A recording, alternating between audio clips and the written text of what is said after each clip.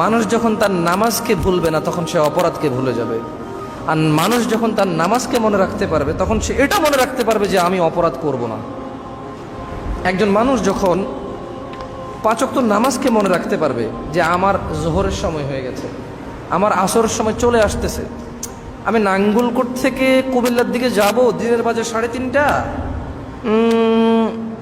লাকসাম নেমে গেলাম 4টা বাজে, এই রে বাসটা চলে যাচ্ছে, চিন্তা করবে সে 4:20 হচ্ছে জামাত, বাসে উঠলে আমার জামাত শেষ, 20 মিনিট পরে উঠবো।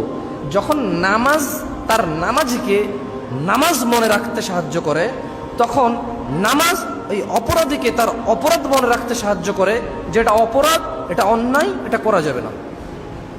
এইভাবে নামাজ হেল্প করতে পারে। একজন মানুষ যখন দিনে 5 বার নামাজকে মনে রাখতে পারে তখন সে তার সমস্ত কর্মকাণ্ডই কি মনে রাখতে পারে, আশা করা যায়। এই জন্যই নামাজ অত্যন্ত গুরুত্বপূর্ণ একটি স্তম্ভ ইসলামের। এবং ইসলামে আপনি দেখেন রোজা বছরে একবার আসে 30 দিনের জন্য। দিনের বেলায় রোজা, রাতের বেলায় কিন্তু মানুষ রোজা না। আপনি যদি দেখেন রমজান মাসটা, আপনি অর্ধেক দিন রোজা, মানে দিন পুরো কমপ্লিট দিনের এক অংশ রোজা থাকেন, এক অংশ আপনি খান। আমরা তো রাত আর দিন মিলে একদিন বলি, ঠিক না? তো তাহলে দিনের বেলায় যেখানে আপনি রোজা আছেন, রাতের বেলায় আপনার রোজা থাকতে হচ্ছে না। বছরে একবার আসে হজ, বছরে একবার আসে সামান্য একটা সময়ের জন্য। এবং এইটা অন্তত আমাদের দেশে 100 জনের মধ্যে 10 জনের ক্ষমতা নাই। ক্ষমতা থাকলেও এরা জানে না যে যেতে হবে। তো ক্ষমতার টাকা পয়সা থাকলেও মনের নাই, কিসের নাই? জ্ঞানের নাই। তা মূলত তার ক্ষমতা নাই।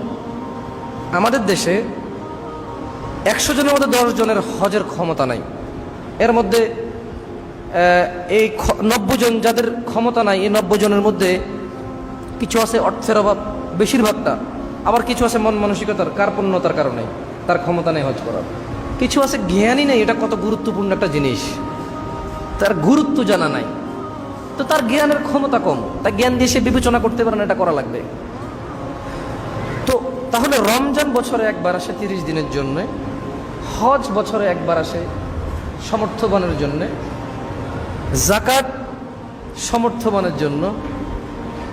আপনি যে মুসলিম, আপনি যে মুমিন, আপনাকে এটা কে বুঝায়? একমাত্র নামাজ। একমাত্র কি? নামাজের জন্য সামর্থ্য লাগে না, নামাজের জন্য অর্থ সম্পদ লাগে না। নামাজ আল্লাহ এত ভালোবাসে, এত ভালোবাসে, এ নামাজের জন্য আল্লাহ কোনো শর্ত দিয়ে দেয়নি যে ধনীরা করবে গরিবরা করবে না, বছরে একবার আসবে বা 2 বার আসবে, এমনটা আল্লাহ করেননি। দিনে করবে রাতে করবে না, এমনটা আল্লাহ করেননি। ছোট করবে বড় করবে না, এমনটা আল্লাহ করেননি। মহিলা করবে পুরুষ করবে না, পুরুষ করবে মহিলা করবে না, এমনটা আল্লাহ করেননি। এই নামাজের জন্য সুস্থ অসুস্থ মানুষ আল্লাহ ভাগ পার্থক্য করেননি, যে জ্বর হলে নামাজ পড়তে পারবে না, কাশি হলে নামাজ পড়তে পারবে না। বোঝেননি? কালো মানুষ পড়তে পারবে, সুন্দর মানুষ পড়তে পারবে না, আল্লাহ এমনটা করেননি।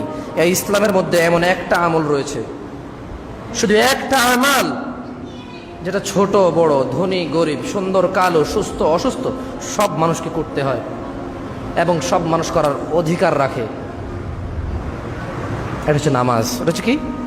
নামাজ। আপনি ইসলামের একটা আমল দেখান যেটা সবাই করার ক্ষমতা রাখে। দান সাদাকা না থাকলে কি পারে? থাকলেই যেখানে করে না। এই যে কোরআনের এত আয়াত দান সাদাকা নিয়ে, এটা কি মানে আপনাকে কি বলছে এখানে? যার আছে তাকে বলতেছে তুমি করো, না করলে ফেঁসে যাবা। তার মানে যাদের আছে তারা করে না। এই জন্য আয়াতগুলো যে তোমার আছে তুমি কেন করতেছো না, তুমি করো, না করলে ফেঁসে যাবা। বোঝেননি? তার মানে একটা শ্রেণীকে আল্লাহ বাদ দিয়ে দিয়েছে ওখানে, যার তৌফিক নেই তাকে তো বলেই নি। সলাহ, নামাজ একমাত্র ইবাদত যেটা ছোট বড় সবাইকে একসাথে করে। দৈনিক 5 বার আপনি সকাল ফজরে ফজর পড়ি, সন্ধ্যায় আমরা মাগরিব পড়ি, রাত 8টায় আমরা ইশা পড়ি। তার মানে রাত দিন 24 ঘন্টার মধ্যে আল্লাহ দিনের বেলা এবং রাতের বেলা নামাজকে বাধ্য করেছেন, ছোটকে এবং বড়কে, মহিলা এবং পুরুষকে। আল্লাহ এত ভালোবাসে নামাজকে। আপনি ভালোবাসেন? আমরা নামাজকে ভালোবাসি, আলহামদুলিল্লাহ।